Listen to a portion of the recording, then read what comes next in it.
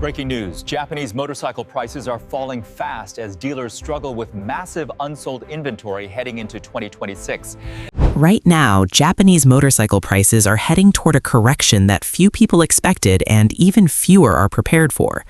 For decades, motorcycles from Honda, Yamaha, Suzuki, and Kawasaki held their value better than almost anything else on the road.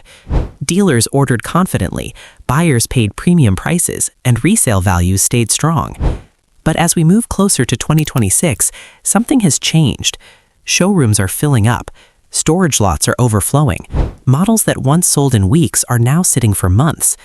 Behind the scenes, dealers are quietly reducing prices, offering unadvertised discounts, and preparing for what many insiders believe will be a major market reset. This isn't about bad motorcycles.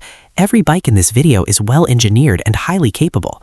The problem is timing, technology, shifting rider behavior, and a market that moved faster than manufacturers expected. These are 15 Japanese motorcycles caught in that shift, and why their prices are under serious pressure heading into 2026. Kawasaki Ninja 400.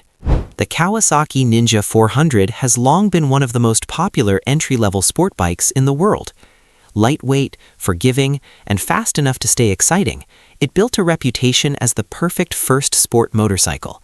For years, dealers could barely keep them in stock. But buyer behavior has changed. New riders today are more informed, more comparison-driven, and more willing to jump up in displacement. Many are skipping the 400cc class entirely, choosing 650cc twins or feature-heavy alternatives instead. At the same time, the Ninja 400's relatively simple electronics and smaller display no longer feel special in a showroom filled with modern technology. The bike still rides exceptionally well, but perception now plays a bigger role than performance. As inventory builds and newer platforms approach, dealers are under pressure to move Ninja 400 units faster, pushing prices downward as 2026 approaches. Honda CB300R. Honda's CB300R was designed as a lightweight, premium-feeling city motorcycle. It's smooth, predictable, and incredibly reliable. Experienced riders appreciate its balance, and commuters love its efficiency. However, modern buyers increasingly want motorcycles that look larger, more aggressive, and more feature-rich. The CB300R's minimalist styling, once praised for elegance, now causes it to blend into the background. In showrooms, buyers often gravitate toward adventure-styled or sport-inspired alternatives that feel more visually dramatic. Because the CB300R appeals to a narrower audience, sales volume has slowed. Dealers recognize the bike's quality, but quality alone doesn't move inventory quickly. That mismatch is pushing prices lower as the market adjusts. Honda CB500F. Honda's CB500F is practical, reliable, and easy to ride. It's an ideal daily motorcycle in many ways. Unfortunately, practicality doesn't always sell motorcycles. Buyers comparing options often choose the adventure-styled CB500X or the sport-focused CBR500R instead. The CB500F quietly falls between categories, which leads to slower sales and increased pricing pressure. Kawasaki Ninja ZX6R. The ZX6R remains a phenomenal track-focused machine. Its performance is undeniable.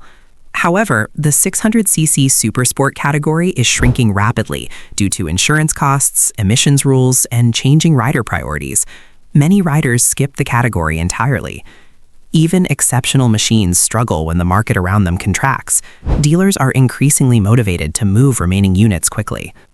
Yamaha Bolt offers classic cruiser styling and simple engineering. It appeals to riders who appreciate retro design. But without major updates and in a declining cruiser market, demand continues to weaken. The Bolt's charm remains, but charm alone doesn't drive modern sales volume. This makes it another model facing press pressure as dealers adjust inventory. Honda CBR 650R.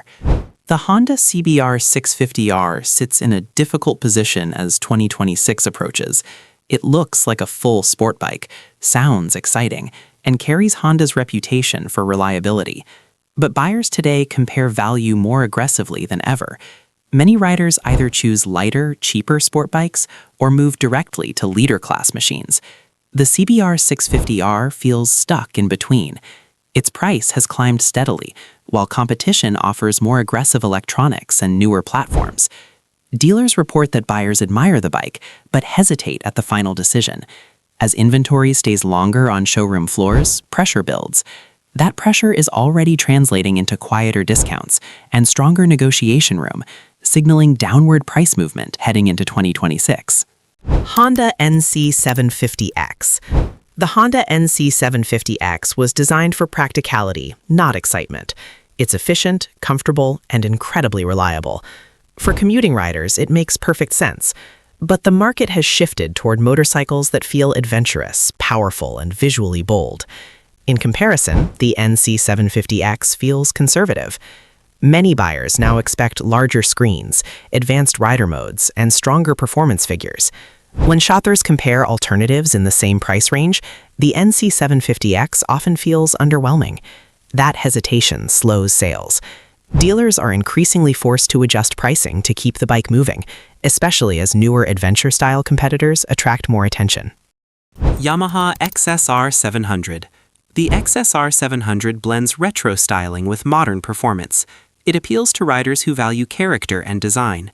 But the retro segment is niche. Many buyers admire the bike but struggle to justify the price when compared to more aggressive or tech-focused options. As newer models flood the market, the XSR 700 risks being overlooked. Dealers often find it sitting longer than expected, especially outside major urban markets. That slower turnover increases pressure to reduce pricing, making the XSR 700 another candidate for market correction in 2026. Yamaha Tenere 700. The Tenere 700 has a strong reputation among adventure riders. It's capable, rugged, and purpose-built. However, adventure buyers are increasingly split into two groups: budget entry riders and premium tech seekers. The Tenere 700 sits in the middle. It lacks high-end electronics, yet isn't inexpensive. Some buyers choose cheaper alternatives, while others move up to more advanced machines. This narrowing buyer pool is starting to affect sales pace. Dealers are becoming more flexible as inventory stays longer, especially in markets saturated with adventure bikes. Kawasaki W800. The W800 appeals to riders who love classic motorcycles. It's beautifully built and full of character. But retro motorcycles are niche products.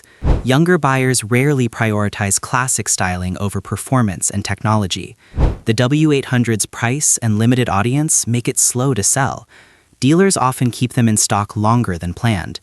That slower turnover increases pressure to negotiate, pushing prices lower as market conditions tighten. Suzuki GSX-8S. The GSX-8S is one of Suzuki's newest platforms, offering strong performance and modern styling. However, it enters a crowded market filled with aggressive competitors. Buyers compare features carefully, and expectations are high. Any hesitation translates directly into slower sales. As production increases and dealer inventory builds, pricing becomes a tool to maintain competitiveness. This puts early pressure on resale and new bike pricing heading into 2026.